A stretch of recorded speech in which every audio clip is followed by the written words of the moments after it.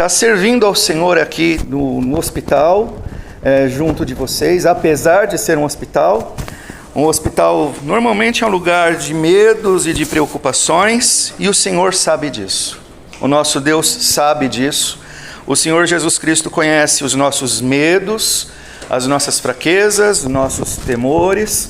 Cada palmo da nossa vida, da nossa trajetória de vida, é conhecido do Senhor. Ele sabe tudo o que faz parte da sua vida, a composição do seu corpo, da sua alma. Ele conhece as nossas vidas de verdade. E é um pouco sobre isso que eu gostaria de falar hoje. Sobre como que Deus exerce a sua misericórdia. Deus é misericordioso. Mas como Deus exerce a sua misericórdia? A gente ouve muito falar sobre empatia, né? Que a gente precisa ter empatia pelas pessoas que sofrem. E normalmente a empatia é definido como se colocar no lugar da pessoa para sentir o que ela sente. Eu vou olhar as coisas da perspectiva da pessoa. E é exatamente isso que o Senhor Jesus Cristo fez. Para exercer misericórdia efetiva e real sobre as nossas vidas, que realmente resolve o nosso problema principal, o Senhor Jesus Cristo teve empatia, mas num sentido absoluto. Ele realmente se colocou no nosso lugar. Então ele se fez homem para ser experimentado nas nossas dores, nos nossos medos. Ele tomou sobre si os nossos pecados, para que Deus exercesse a misericórdia dele, e Deus exerce a misericórdia dele sobre as nossas vidas. O Senhor Jesus Cristo se colocou no nosso lugar. Ele sabe o que é ter medo, ele sabe o que é sentir dor, ele sabe o que é ser afrontado, ele sabe o que é ser julgado, humilhado, ele sabe o que é ser injustiçado.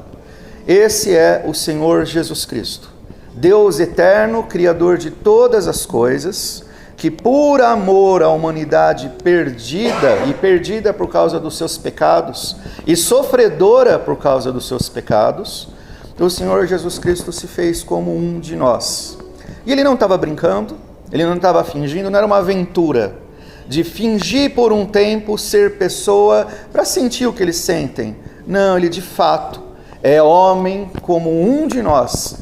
Tanto é que a partir do momento que o Senhor Jesus Cristo nasceu, e nasceu milagrosamente da Virgem Maria, aconteceu uma revolução nele. Ele é um mistério, ele é ao mesmo tempo todo Deus, todo poderoso, mas ele é todo homem. Ele ainda hoje ele tem um corpo físico, e nesse corpo ele carrega as marcas que ele recebeu na cruz e dos tormentos que ele sofreu para nos salvar. Então hoje eu quero ler com vocês um pedaço de um texto em que o Senhor Jesus Cristo mostra preocupação conosco por causa dos nossos medos, por causa das nossas preocupações, porque ele sabe que a gente está suscetível a isso. Então a gente vai ler um texto de João 14, a partir do verso 1. E então só os 4 primeiros versos. João 14, de 1 a 4, diz assim, é o Senhor Jesus Cristo falando. Não se turbe o vosso coração, credes em Deus, crede também em mim. Na casa de meu pai há muitas moradas, se assim não fora, eu vou-lhe teria dito, pois vou preparar-vos lugar. E quando eu for e vos preparar lugar, voltarei e vos receberei para mim mesmo, para que onde eu estou estejais vós também. E vós sabeis o caminho para onde eu vou. É até aqui, o texto não termina aqui, não começa aqui, é um sermão, na verdade não é bem um sermão, Senhor, porque é muito intimista. O Senhor Jesus Cristo está com os seus discípulos, dando as últimas instruções antes de ser preso para ser julgado e condenado à morte na cruz, de uma forma injusta, porque ele nunca pecou, ele nunca cometeu nenhum crime, mas é injusta, mas era necessário, porque o Senhor Jesus Cristo tomou sobre si os meus e os teus pecados, os nossos crimes perante Deus, que estavam sendo pagos nele. Então nisso já tem a primeira coisa que a gente precisa considerar não existe nenhum pecado que não seja impune. Deus não ignora nenhum pecado. Todo pecado resulta em condenação. As pessoas, todas elas estavam sentenciadas ao distanciamento eterno de Deus, o inferno. Considerando que Deus é a fonte da vida, que Deus é a fonte de todo bem, Deus é amor, então o banimento de Deus é o extremo oposto de tudo isso. Morte eterna. Absolutamente, totalmente ausência de amor, a ausência de graça, a ausência de luz. A condenação ao inferno é uma situação terrível, em que a pessoa condenada, ela está plenamente consciente, ela está viva, mas ela está morta. Morta porque foi tirado dela tudo o que representa a vida, mas ela continua sobrevivendo, consciente do seu estado, do seu pecado, que é justo ela estar lá, então aquele é um lugar de choro, de ranger de dentes eternamente, onde o sofrimento não se extingue, porque tudo o que existe ali é consciência de culpa, de isolação inconsolável para todo sempre. E é disso que o Senhor Jesus Cristo veio nos salvar. Nós tínhamos esse destino, porque todo pecado tem que ser punido. Então o que o Senhor Jesus Cristo fez? Como é que Deus exerceu a misericórdia para conosco? Jesus encarnou para tomar sobre si os meus pecados. O meu pecado e o teu pecado, aquele que crê no Senhor Jesus Cristo, aqueles que se arrependem dos seus pecados, eles foram punidos em Jesus. Cada um deles, o Senhor Jesus Cristo respondeu perante Deus por cada um deles. Então, de certa forma, o que era para ser o nosso inferno, nós os que cremos no Senhor Jesus, ele foi cumprido, foi punido, foi colocado em cima de Jesus. Aquela angústia na cruz, aquele afastamento de Deus, Deus meu, por que me desamparaste? Aquela angústia que nenhum de nós sentiu, ela foi colocada com força total sobre o Senhor Jesus, porque era o nosso inferno, nós, os que cremos no Evangelho. Cada pecado estava sendo punido no santo de Deus. Ele nunca pecou, mas ele tomou sobre si os nossos pecados, para que nós fôssemos salvos. Assim é a misericórdia de Deus. Deus se faz um de nós, experimentado em dores, ele sabe o que é sofrer, ele sabe o que é sofrer o mal, ele toma sobre si o meu pecado para resolver uma coisa que eu não tinha como resolver, para me salvar. Essa é a misericórdia de Deus e ela é constante. Deus é misericordioso e isso é oferecido para todos gratuitamente. Basta que as pessoas creiam, se arrependam dos seus pecados e creiam. Inclusive sobre arrependimento. Por que a gente pode ter perdão de Deus? Porque o Senhor Jesus Cristo pagou pelos meus pecados na cruz. O perdão para mim parece ser uma coisa às vezes até meio banal, muito fácil. Basta eu ir perante Deus com o coração quebrantado, confessar perante Ele o meu pecado, me arrepender dele e ter o firme compromisso de não pecar mais. E eu falho. Tenho o compromisso de não pecar mais, mas quem de nós nunca mais pecou? Nós somos fracos. E por que é que nós somos perdoados? Porque o seu arrependimento foi suficiente? Porque o seu compromisso de não pecar mais foi levado a sério? Nada. Nós somos pó. Até mesmo para lidar com as nossas fraquezas. Eu só sou perdoado porque alguém muito mais capaz do que eu lidou com o meu pecado. O Senhor Jesus. Ele foi pago na cruz. Então, uma vez que ele foi pago, eu não tenho mais dívida. E se eu não tenho mais dívida, eu tenho perdão. Eu sou perdoado, não é porque eu tenho força suficiente de quebrantamento ou de comoção perante Deus para convencer Ele de que eu mereço perdão. De jeito nenhum, não mereço nada. Eu só sou perdoado porque o sangue de Jesus Cristo me cobre. Os atos do Senhor Jesus Cristo nos salvam.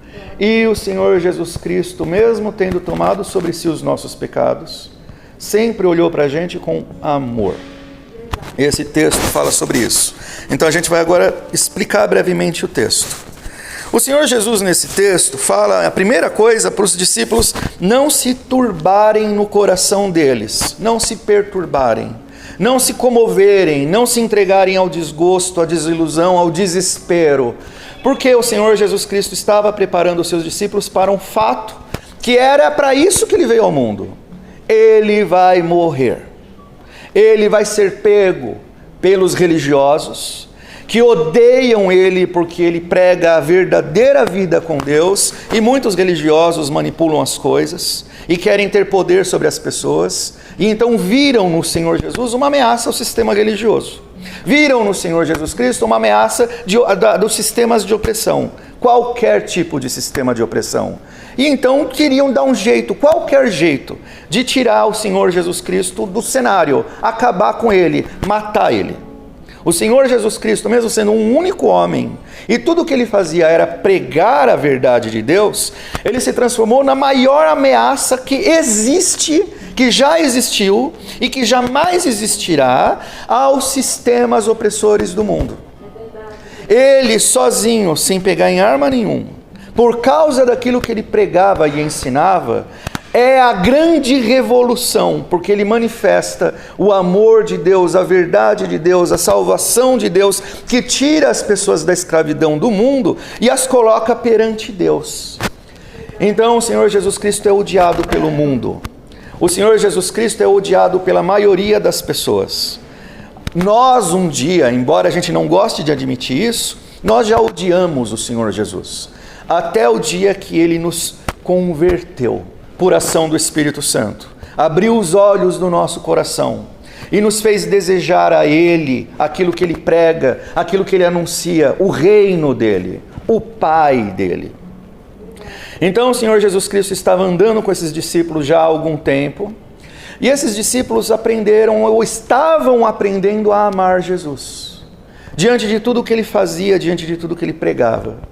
Jesus era fonte de consolação, fonte de segurança. As palavras do Senhor Jesus eram espírito e vida. Ele falava com autoridade que ninguém podia questionar nada que ele falava. E ele falava com humildade, com ternura e com amor.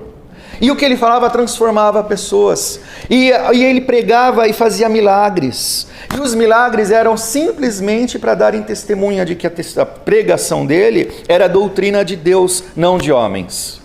Então os discípulos se apegaram ao Senhor Jesus.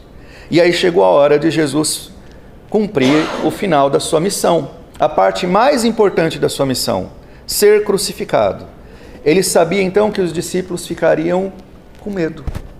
Os discípulos seriam profundamente provados na sua fé.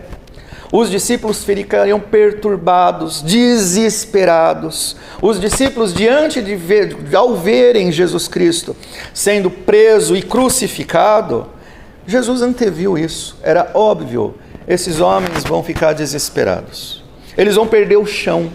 Jesus Cristo era para eles a fonte da segurança, e de repente eles estão vendo Jesus sendo preso, açoitado, escarnecido, cuspido, xingado, crucificado. Por isso Jesus fala, não se turbe o vosso coração. Ele veio para isso, ele veio para morrer na cruz. Não fiquem perturbados por causa das situações que fazem com que pareça que Deus não está mais presente, que Deus perdeu a guerra, que Deus perdeu a luta. Porque ao olharem para Jesus sendo preso e crucificado, talvez essa fosse a sensação que eu teria. O Senhor que durante anos pregou a verdade e transformou pessoas, foi preso, está morto. Isso é a representação do extremo da desesperança. Parece que o chão acabou, que não tem mais caminho, não tem mais esperança nenhuma. E Jesus fala, não se perturbem. Fazendo outras aplicações dessa verdade a respeito até da nossa vida. A gente tem fé de que Deus é poderoso, de que Deus pode tudo, mas de repente a nossa vida não está indo bem. A gente está numa situação de provação em que parece que perdeu o chão. A palavra é a mesma. Não se perturbe. Não fique atemorizado. Não se entregue ao desespero e à desesperança. E aí o Senhor Jesus Cristo vai dar os motivos. Por quê? Ele fala, não se turbe o vosso coração. Inclusive, coração aqui é importante, Porque é uma ênfase em dizer que são preocupações profundas da alma. Um medo que não é um medo superficial, um medo bobo. É um medo real. Não se turbe. O que você deve fazer em oposição à perturbação, ao desespero e ao temor? Crede em Deus, crede também em mim. Inclusive o Senhor faz essa distinção. Sendo Ele Deus, Ele faz essa distinção. Por quê? Ele está falando, crede no Deus Pai que me enviou e crede no que eu fiz, na minha missão, na encarnação, na obra de Cristo e na obra da cruz. Não é para olhar para a circunstância, é para olhar para a grandeza da obra de Deus. É isso que o Senhor Jesus está falando. E olha, o texto não está falando, creia que você vai ficar bom, creia que você vai superar as coisas. O texto não está falando isso. O texto está falando para olhar, para crer, para o centro de tudo. Crede em mim, Jesus está falando. Crede no que Ele fez, no que Ele é. Essa é a nossa segurança e a nossa salvação. Não é a resolução dos nossos problemas. Problemas vão dar lugar para outros problemas. E, via de regra, as pessoas são vencidas pelo seu grande, o último problema. A enfermidade do final da vida, a idade que se avança. Nós não vamos vencer todos eles. O Senhor Jesus sim. E nele nós vencemos. O texto continua. Então é para crer em Jesus e nele também, em Deus Pai e nele também. Na casa de meu Pai há muitas moradas. Se assim não for, eu teria falado isso para vocês. Então Jesus está falando como motivação da verdadeira esperança a obra consumada de Deus. Olhe para a obra de Deus na eternidade. Na casa de meu Pai, no céu, no paraíso, no mundo vindouro, onde a vida é plena, onde não existe mais choro, não existe mais dor, onde as pessoas não terá mais pecado e as pessoas viverão para a glória de Deus eternamente, louvando a Ele, desfrutando dEle e tendo uma vida plena, abundante de fato, onde os terrores dessa vida já cessaram e tudo se fez novo. Olha para isso. Para essa realidade existem muitos lugares.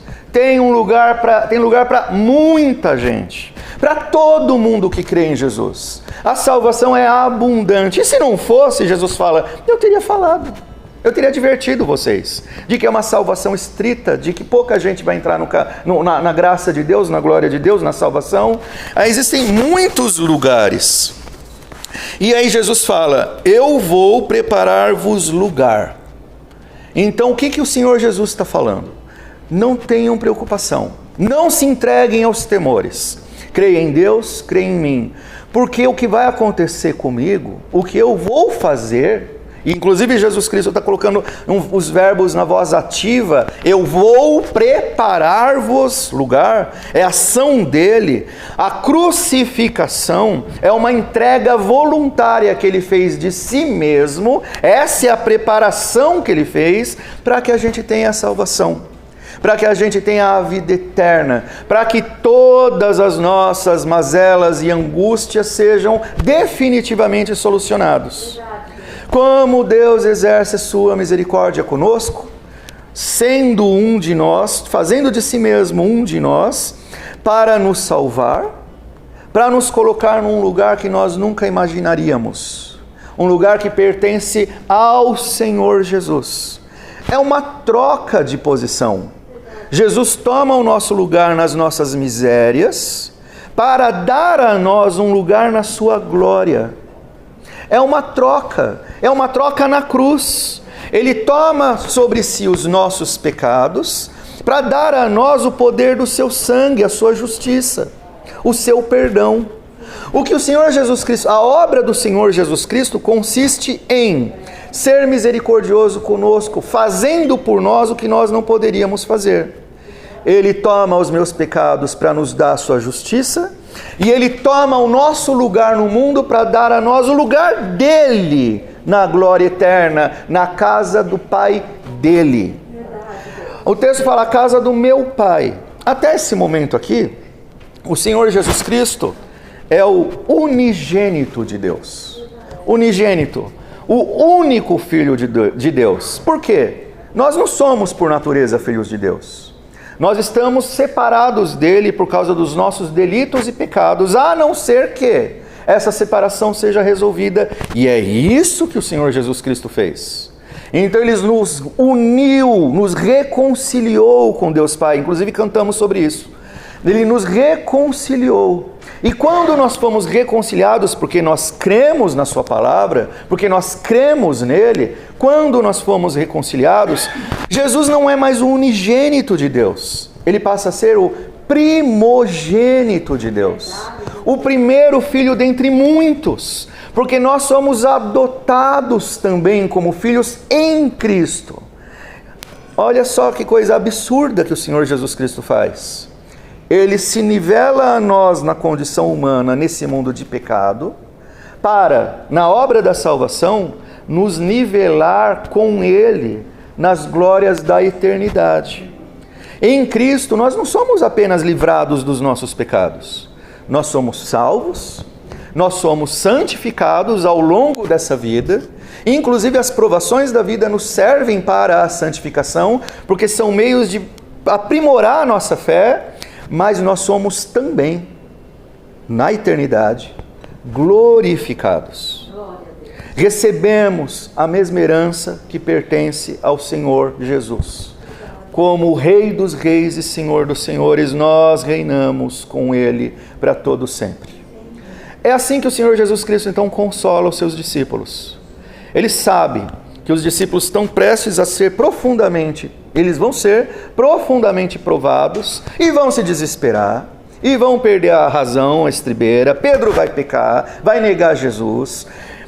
Vão ter muita dificuldade para entender o que aconteceu, e isso só vai ser entendido depois, quando o Espírito Santo desce em Atos 2, no Pentecostes. Só então a ficha cai, eles entendem o que é a obra de Cristo de verdade. Mas o Senhor Jesus Cristo, antevendo que eles vão se desesperar, o Senhor Jesus Cristo os consola para que eles entendam a plenitude da obra de Deus e que era necessário passar por aquele momento de profunda angústia para chegar na glória. Então é assim que o Senhor Jesus conforta, exerce misericórdia. E Jesus fala: vou preparar lugar, voltarei e vos receberei para mim mesmo, para que onde eu estou estejais vós também. Jesus sintetizou a sua obra aqui. Um dia Ele vai voltar.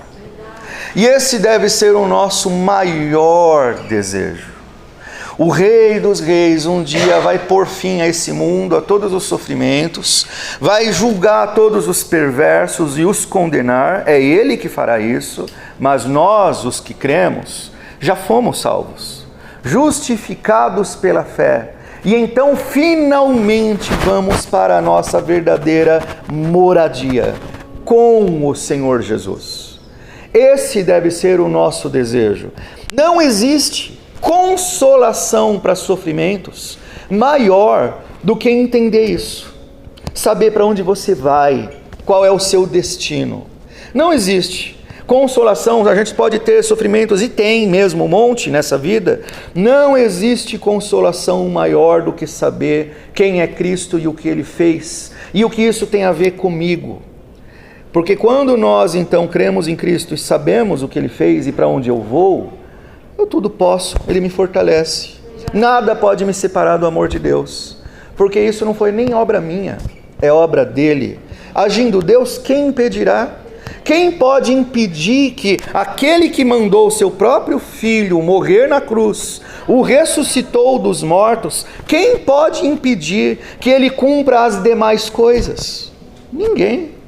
Nós estamos no meio de um plano de Deus que está em transcurso, que ainda não acabou, mas nós temos o privilégio de saber em que isso tudo vai dar, onde vamos chegar, qual é o propósito de ser de todas as coisas, e isso nos dá força para enfrentar cada dia, porque eu sei qual é o prêmio que me aguarda lá no final. Então o Senhor Jesus Cristo conforta os seus discípulos falando assim, e Jesus fala, para terminar o último verso 4, e vós sabeis o caminho para onde eu vou. Jesus disse para os seus discípulos, eu não escondi nada de vocês. O tempo todo o Senhor Jesus estava ensinando os seus discípulos e agora nos ensina. Vocês sabem, a verdade está posta diante de vocês. Creia. Não se turbe o seu coração. Não se entregue aos desesperos da sua alma. Ao invés de olhar para a sua alma, que necessariamente vai se abalar muitas vezes, olhe para a obra do Senhor Jesus Cristo. Não existe consolação maior do que essa. Não existe misericórdia maior do que essa. Nós estávamos sentenciados à desgraça e à morte. E o Senhor Jesus Cristo nos salvou. E Ele nos salvou, fazendo de si mesmo um de nós, para fazer com que nós sejamos um como Ele. E isso é o maior milagre que poderia acontecer. Esse é o maior prêmio gracioso que qualquer pessoa pode ter. Não depende dos nossos esforços, depende apenas da nossa fé. É obra da graça de Deus. Então o desafio disso tudo é, no final das contas, creia. Creia. Continue crendo mesmo contra as circunstâncias. Continue crendo mesmo contra o teu próprio coração, que vez ou outra vai se entregar aos temores. Continue crendo mesmo contra tudo que é contrário aos nossos desejos e às nossas ideias de felicidade e de paz. Continue crendo, porque nós não vemos o Senhor Jesus, mas Ele atua no meio do seu povo através do seu Espírito Santo. Pela pregação da palavra, Ele nos faz olhar para o lugar certo. Então o desafio é, creia. Tem um monte de coisas que vai lutar contra a sua fé, mas nada pode te afastar dessa verdade. Continue crendo. Termino aqui.